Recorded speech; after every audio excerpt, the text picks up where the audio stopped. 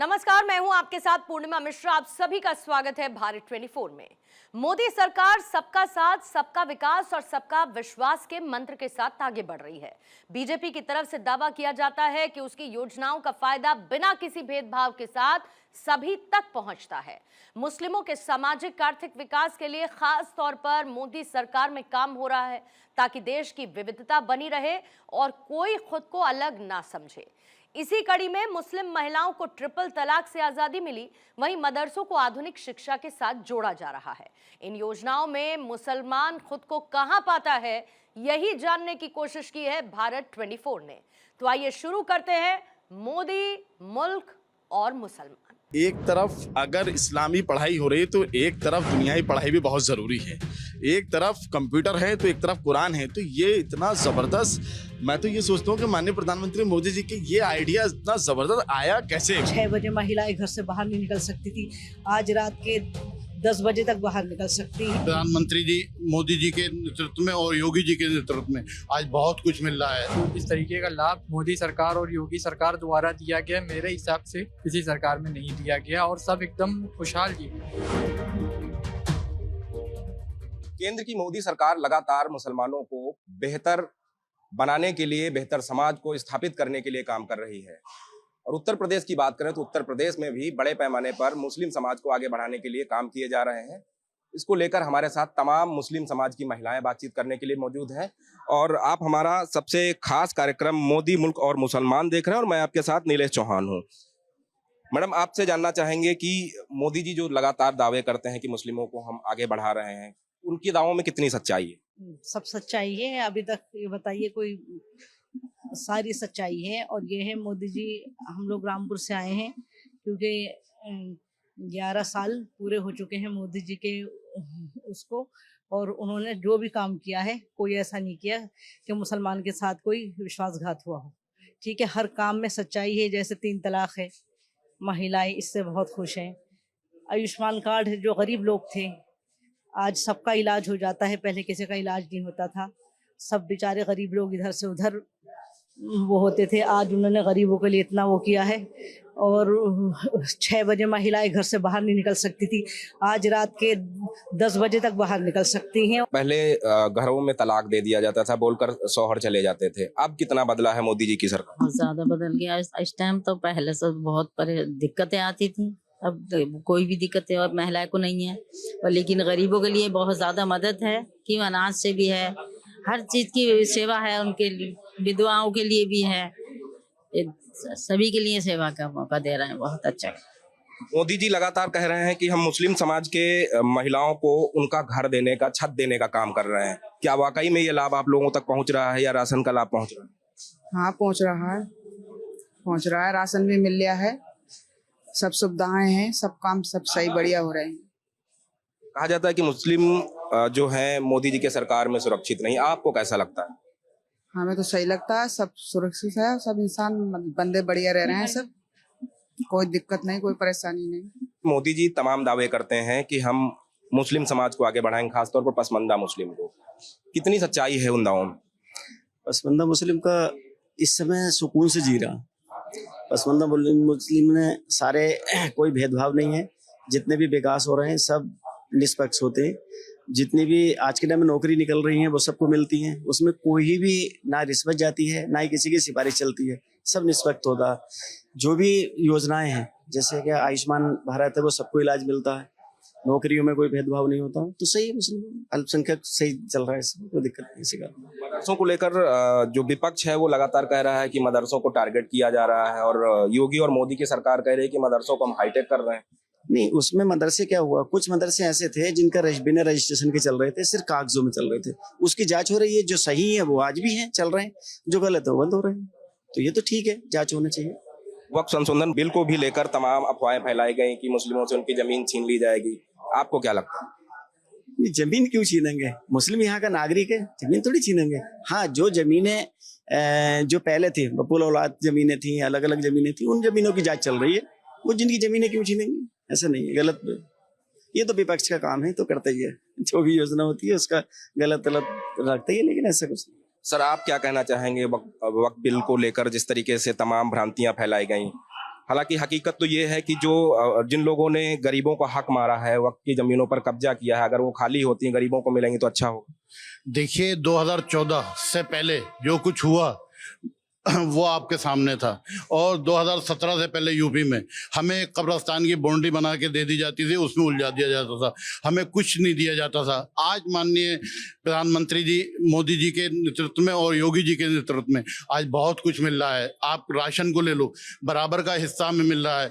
आप और लाइट को ले लो, बिजली को ले लो, 0 पे मिल रहा है। और क्या चाहिए, सब चीज़ें मिल रही हैं। 3 तलाक पे मसला ले लिए आप, वक्फ बोर्ड पे ले लिए आप, मदरसों के लिए ले लिए, एक हाथ में कुरान एक हाथ में कंप्यूटर। ये माननीय प्रधानमंत्री जी ने की सोच है, प्रधानमंत्री जी ने सोचा है।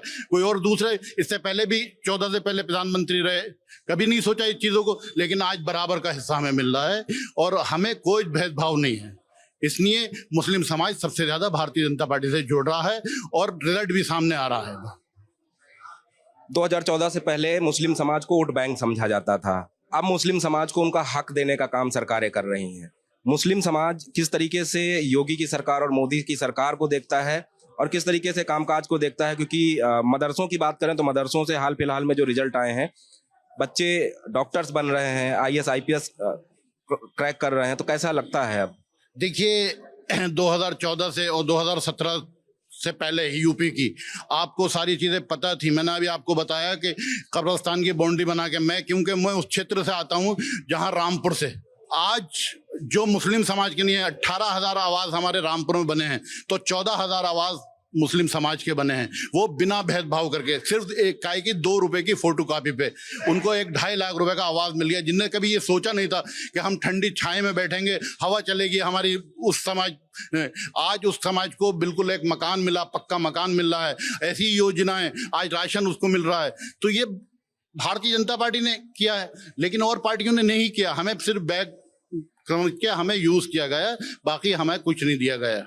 आपसे जानना चाहेंगे कि जब किसी भी समाज का युवा आगे बढ़ता है तो समाज बेहतर होता है। मुस्लिम समाज के युवाओं को लेकर जो सरकार काम कर रही है, क्या वाकई में उन तक लाभ पहुंच रहा है? बिल्कुल हकीकत है और इसमें कोई दोहराई नहीं, इसमें कोई शक नहीं है। और मुसलमान जितना लाभान्वित भारतीय जनता पार्टी माननीय प्रधानमंत्री मोदी जी के नेतृत्व में हुआ, मुझे लगता है कि अभी तक 70 सालों में किसी भी सरकार में नहीं हुआ। अपने आप में एक रोमांचक है और वाकई हम लोग बिल्कुल संतुष्ट हैं और बिल्कुल इस बात से हम लोग मुत्तफिक हैं कि हाँ, इस सरकार में एटलीस्ट कम से कम भाजपा सरकार की नीति हमें समझ में आती है कि कम से कम वो मुसलमानों के लिए कर रही है लगातार। मतलब इसमें बताने की जरूरत नहीं है, जिस मुसलमान को लाभ मिला वो ऑलरेडी मिला है, इसमें कुछ चीज़ दर्शाने की जरूरत नहीं है। हर एक योजना में हम आगे हैं, किसी चीज़ में हम पीछे नहीं है। हमको तो कांग्रेस ने 70 साल में दिया क्या? हमें तो सिर्फ बरगलाया, बेवकूफ़ बनाने का काम किया, कुछ नहीं किया। तो आज हम लोग अपने दिल से मुतमईन होकर माननीय प्रधानमंत्री मोदी जी के साथ में हैं और इन 11 सालों में हकीकत बात ये है, सबसे बड़ा एग्जाम्पल शिया सुन्नी का झगड़ा भारतीय जनता पार्टी सरकार में खत्म हुआ। आए दिन झगड़े होते थे, लोग राजनीति करते थे, कांग्रेस समाजवादी की सरकार में ही सब हुआ है। और आज आप देख लीजिए, कहीं कुछ नहीं, सब एकदम सकल सह कुशल एकदम भाईचारे के साथ में। आप देखिए मुहर्रम संपन्न हो रहा है, 12 रबीउल अव्वल का जुलूस प्यार मोहब्बत के साथ संपन्न होता, कभी कोई अराजकता नहीं और किसी अराजकता करने वालों को बख्शा नहीं जाएगा। तो सबसे अच्छी जो नीति है माननीय मुख्यमंत्री योगी जी की, माननीय प्रधानमंत्री मोदी जी की, वो बहुत शानदार नीति है, इससे हम बिल्कुल सहमत हैं। मोदी जी कहते हैं कि मदरसों को हम हाईटेक करेंगे, एक हाथ में कुरान दूसरे हाथ में लैपटॉप देंगे। वो हकीकत भी दिखाई देती है। तमाम अभी रिजल्ट आए तो उसमें नीट टॉप करने वाले मदरसे के छात्र थे, IAS और IPS क्रैक करने वाले मदरसे के छात्र हैं। कितना ज़्यादा अब गौरवान्वित महसूस करते हैं जब हमारे मदरसों में भी अत्याधुनिक तकनीक का इस्तेमाल होगा और अत्याधुनिक पढ़ाई होगी? मुझे लगता है कि ये जो पहल हुई है, वाकई ये पहल बहुत ही ज़बरदस्त है और हमारे हक में है ये पहल। क्यों? क्योंकि देखिए, एक तरफ अगर इस्लामी पढ़ाई हो रही है तो एक तरफ दुनियाई पढ़ाई भी बहुत ज़रूरी है। एक तरफ कंप्यूटर है तो एक तरफ कुरान है। तो ये इतना ज़बरदस्त, मैं तो ये सोचता हूँ कि माननीय प्रधानमंत्री मोदी जी के ये आइडिया इतना ज़बरदस्त आया कैसे? मतलब किसी सरकार ने आज तक जो भी होता वो सब हमारा वोट बैंक हम लोगों को समझा जाता है, कुछ नहीं, वोट लिया ख़त्म बात। उसके बाद मुसलमान कहाँ है कुछ पता नहीं। लेकिन कम से कम कुछ नहीं तो एटलीस्ट भारतीय जनता पार्टी कुछ सोचती तो है, भारतीय जनता पार्टी का स्लोगन तो है, कम से कम वो उसका कुछ प्लान तो है कि हाँ मदरसों के अंदर शिक्षा भी जरूरी है। और आज जिस तरीके से यूपी के अंदर अलग स्टेटों के अंदर जिस तरीके से बच्चे जो रिजल्ट आ रहे हैं, जो नीट क्वालिफाई कर रहे हैं, IPS IAS की डॉक्टर बन रहे हैं, इंजीनियर बन रहा है, श्रीनगर में जाके देखिए आप, और जगह जाके देखिए, हमारे उत्तर प्रदेश के बच्चे देख लीजिए, जो मदरसे के बच्चे की बात कर रहा हूँ मैं, स्कूल के बच्चों की बात नहीं कर रहा हूँ, मदरसों के बच्चों की बात कर रहा हूँ। जब से आधुनिक या अत्याधुनिक पढ़ाई की शुरुआत हुई है वहां पे, तब से इतने जबरदस्त तरीके से स्टूडेंट और मदरसे के बच्चे लगातार रिजल्ट क्वालिफाई कर रहे हैं, लगातार रिजल्ट बहुत शानदार आ रहे हैं। मोदी सरकार ने, आपने श्रीनगर की बात कही, तो मोदी सरकार ने कश्मीर में धारा 370 हटाने का काम किया। कहीं ना कहीं अब कश्मीर की और भी ज्यादा तस्वीर बदलेगी, क्या लगता है? बिल्कुल, आज आप लाल चौक चले जाइए, आज आप लाल चौक को देखिए, पहला जैसा लाल चौक नहीं रहा। आज आप लाल चौक से जाके देखिए, आप गर्व के साथ में कश्मीरी भाई झंडा फहराते हैं, गर्व के साथ में झंडा रोहण होता है, गर्व के साथ में लाल चौक पे लोग जो है आवाज जवान होता है, और गर्व के साथ लोग वहां पर रहते हैं। और वो ये कहते हैं कि इस सरकार में, भारतीय जनता पार्टी की सरकार में आज श्रीनगर बदलता हुआ श्रीनगर है। और एक चीज और वहां पे जो सबसे बड़ी हुई है कि वहां पे कुछ चीजें जो कांग्रेस की सरकार में बैन थी, जैसे कि मुहर्रम को लेकर बड़ा डिस्प्यूट था वहां पर, लेकिन वो आज हम इसका तो बहुत ही ज्यादा शुक्रगुजार हैं हम भारतीय जनता पार्टी के कि उन्होंने मुहर्रम को पीसफुली, शांति के साथ आज मुहर्रम वहां पे संपन्न हो रहा है। आप देख सकते हैं प्रैक्टिकल टाइम वहां है श्रीनगर में, और बहुत शानदार तरीके से मजालिस हो रही है, बहुत शानदार, मुसलमान गौरव फील कर रहा है। और हम इस सरकार से जितना सहमत इस सरकार से हैं, शायद हम किसी सरकार से नहीं हो पाएंगे। कश्मीर को लेकर क्या सोचते हैं? क्योंकि कश्मीर को लेकर तमाम बातें पहले प्रचलित थी, अब कितना बदला है कश्मीर? देखिए, कश्मीर इतना बदला, कश्मीर को सही स्वतंत्र आज़ादी अब मिली है 70 साल के बाद। कश्मीर के जो नागरिक थे, झंडा किसी और का था, केंद्र का पैसा था, ऐसे अपने जीवन व्यतीत करते थे, मगर जो अब नागरिकता आई वो सही आई है। इसमें बच्चों को छूट में आज़ादी मिली है, पूरा स्वतंत्र हुआ है, उसमें सर्विस, नौकरी, एवरीथिंग, सारा बिजनेस, सारी चीज़ बिल्कुल ओपन कर दी गई है। उसमें सारा एक देश एक राष्ट्र का जो नारा था, वो नारा कश्मीर तक हमारा जा चुका है। कश्मीर के युवा भी अब उत्तर प्रदेश आकर बताते हैं कि वहाँ तस्वीरें बदली हैं, क्योंकि पहले युवाओं को मौका नहीं मिलता था, अब मोदी जी ने उनको मौका दिया। पहले उसमें बंटवारे की नीति थी, बंटवारे की पॉलिसी थी, सब कुछ थी। अब सारा एक राष्ट्र, एक नीति, एक नियम, एक कानून, एक व्यवस्था, एक झंडा।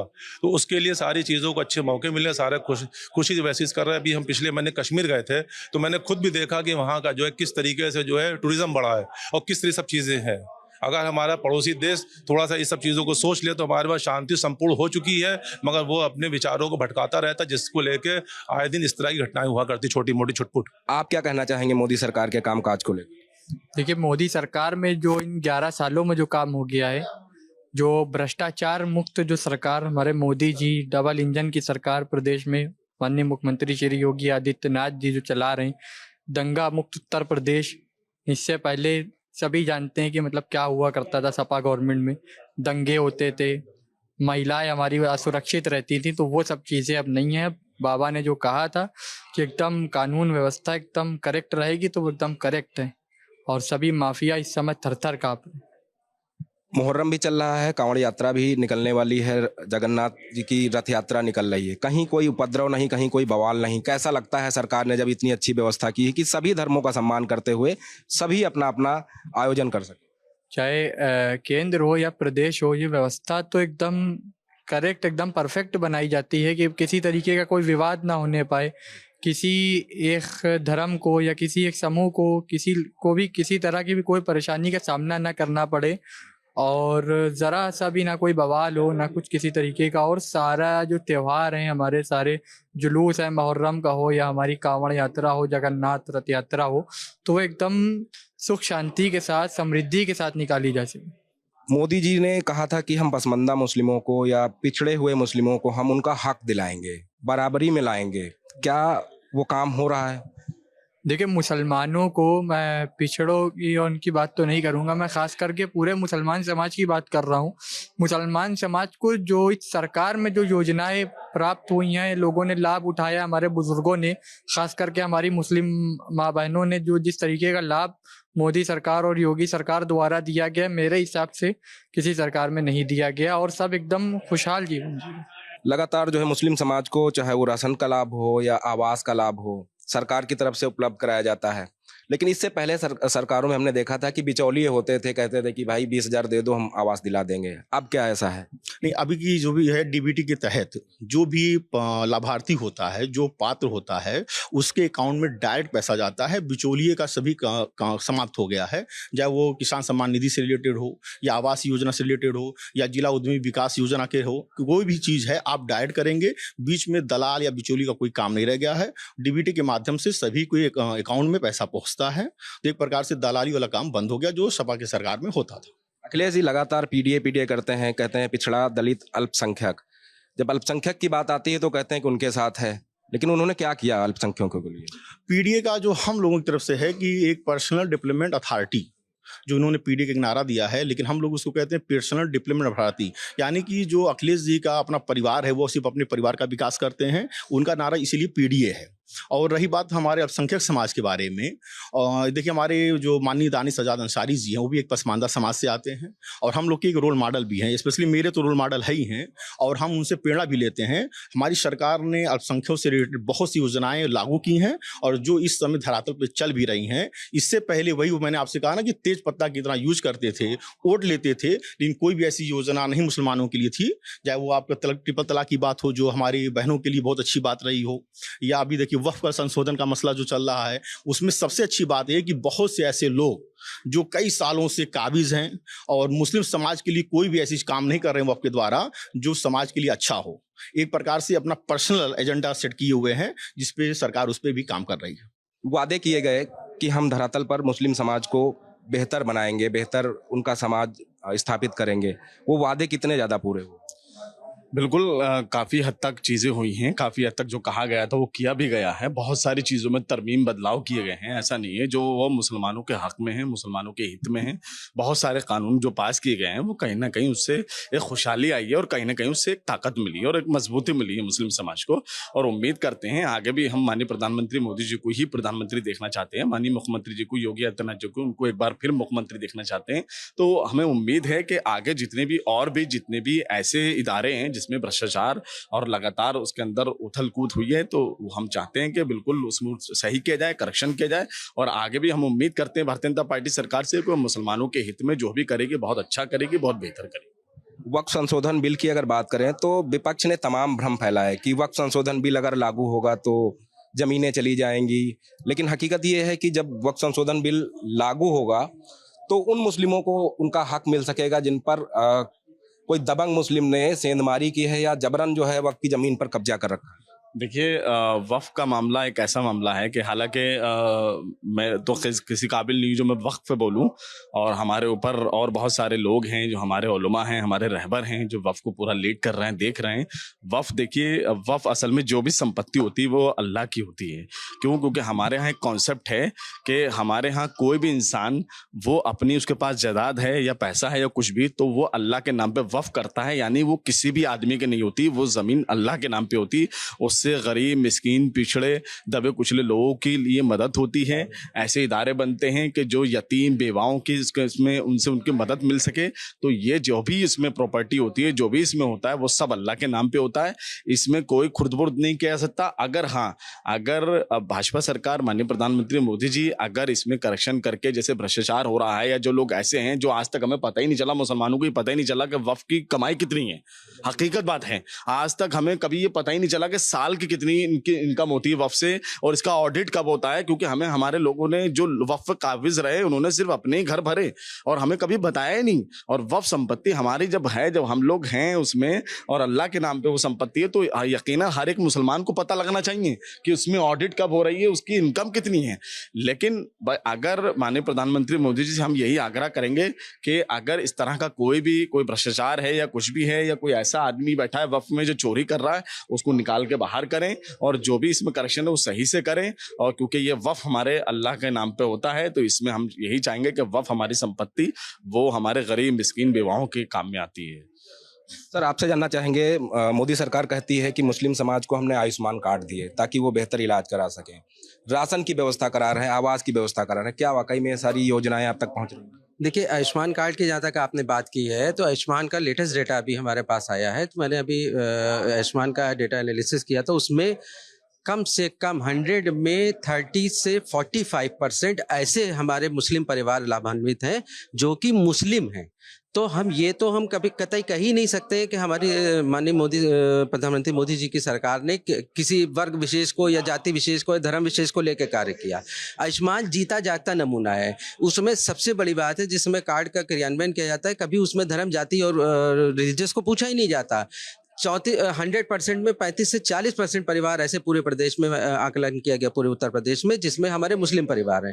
तो हम ये कैसे कह सकते हैं कि माननीय प्रधानमंत्री मोदी जी जो है किसी धर्म विशेष या जाति विशेष के लिए कार्य कर रहे हैं। प्रदेश के तमाम मुस्लिम समाज से जुड़े हुए लोगों से बात की। उन्होंने साफ तौर पे कहा कि उत्तर प्रदेश की योगी सरकार और केंद्र की मोदी सरकार लगातार मुस्लिम समाज के उत्थान को लेकर काम कर रही है, मुस्लिम समाज के युवाओं को रोजगार देने के लिए काम कर रही है। तो कहीं ना कहीं मुस्लिम समाज मोदी सरकार से पूरी तरीके से संतुष्ट है और इसीलिए बड़े पैमाने पर मुस्लिम समाज के जो लोग हैं वो मोदी और योगी के साथ जुड़ रहे हैं।